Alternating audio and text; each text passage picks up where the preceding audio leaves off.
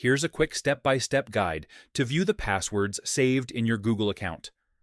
First, open any browser and go to passwords.google.com. Sign in with your Google account if needed. This is Google's built-in password manager, where all your saved logins are stored.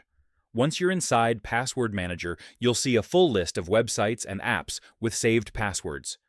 You can scroll through the list or use the search bar at the top. Tap on any website you want to check. You'll see your username and a hidden password. Select the small eye icon next to the password. Google will ask you to verify it's really you, usually with your device password, fingerprint, or Face ID. After verification, the password will be revealed. You can tap Copy Password to paste it somewhere else, or tap Edit to change the saved username or password. You can also open your saved passwords through Google Chrome. Just tap the three dots, Settings, Password Manager.